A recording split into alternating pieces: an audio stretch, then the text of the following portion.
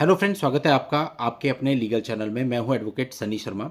दोस्तों, आज की इस वीडियो में हम बात करेंगे उन परिस्थितियों की जो कि बहुत सिंपल हैं, बहुत सीधी सादी हैं, लेकिन उसके बावजूद हम कंफ्यूज होते हैं और अपनी कंफ्यूजन से हम अपना नुकसान कर रहे हैं। रिसेंटली एक मामला है मेरे पास हल्द्वानी का। उसमें क्या है कि लड़के को अपना एक एफिडेविट देना है रजनीश नेहा का।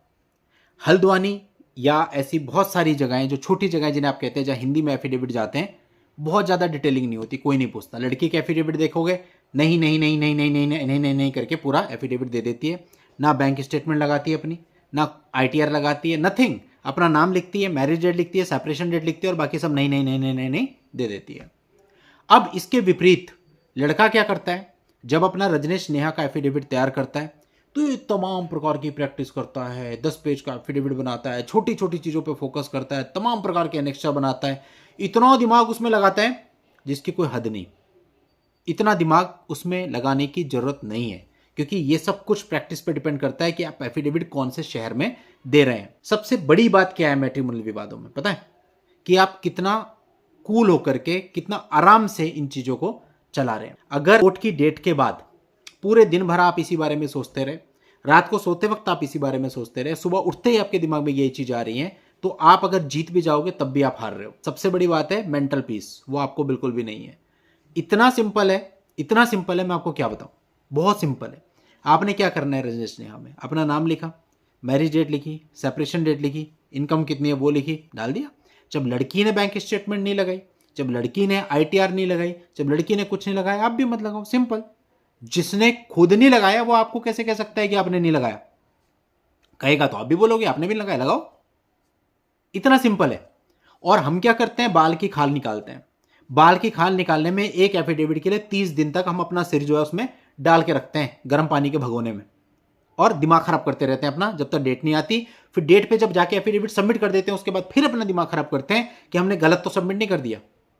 ये स्थिति बन रही है आज के लड़कों की। तो ऐसा बिल्कुल नहीं करना है। एजुकेटेड होने का मतलब ये नहीं है कि आप बाल की खाल निकाल, आपको प्रैक्टिकल रह के चलना है। अब जो केस हम लोग लड़ते हैं जहां हमें पहले से पता है कि 10,000 रुपये मेंटेनेंस बनना है, हम उसे रोक नहीं सकते, मिनिमम इतना बनना है, तो हम क्लाइंट को पहले ही समझा देते हैं, भाई मेंटली प्रिपेयर हो जा, 10,000 रुपये का मेंटेनेंस बनेगा, और उसे बिल्कुल फ्री कर देते हैं। आपको कुछ नहीं करना है। फॉर एग्जाम्पल, कल ही मेरा एक केस था।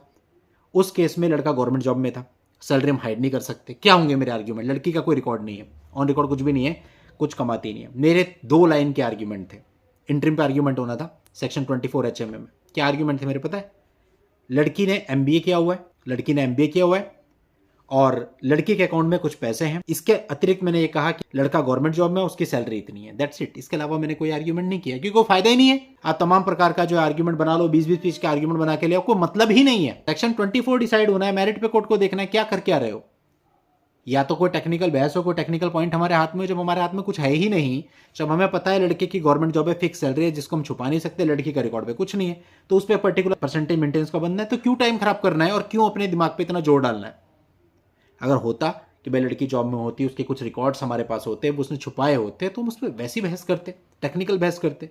तो इसलिए फालतू चीज़ों में पड़ के फायदा नहीं है। प्राइमा फेसी पहली नज़र में पता चल जाता है इस केस में बहस कैसी होनी है, 2 लाइन की होनी है या फिर 2 पेज की होनी है। लेकिन हम क्या कर रहे हैं, क्या गलती कर रहे हैं लड़के? जहां 2 लाइन लिखनी है खाली, वहां वो 20 पेज लिख रहे हैं। ये सबसे बड़ी समस्या है। उस 20 पेज में इतना दिमाग लगा रहे हैं, मतलब देख के हैरानी होती है कि कर क्या रहे हैं ये। एक बात जो 5 मिनट में हो सकती है, उस बात में 3-3 घंटे लगा रहे हैं। क्यों? क्योंकि एक छोटे छोटे पॉइंट को लेकर के फंसे हुए, परेशान। ऐसा नहीं करना है। ये वो लोग ज्यादा कर रहे हैं, मैंने देखा। आप इसको अदरवाइज मत लेना। जो लोग बहुत ज्यादा एजुकेटेड हैं, बहुत अच्छा पढ़ लिए, वो समझते हैं कि बस ऐसे कोर्ट भी चलती है, ऐसे दुनिया चलती है। ऐसे दुनिया नहीं चलती। कोर्ट ऐसे नहीं चलता। कोर्ट की प्रैक्टिस के अनुसार ही आपको देना है। दिल्ली में केस लड़ोगे, वहां का हिसाब अलग है। राजस्थान के किसी छोटे गांव में लड़ रहे हो, वहां का हिसाब अलग है। महाराष्ट्र में लड़ोगे, वहां का हिसाब अलग है। अपने उत्तराखंड में लड़ोगे, वहां का हिसाब अलग है। हर जगह एक प्रैक्टिस है। उस प्रैक्टिस के अकॉर्डिंग ही आप चलोगे तो आप कम से कम बर्डन में अच्छे से अच्छा रिजल्ट ला सकते हो।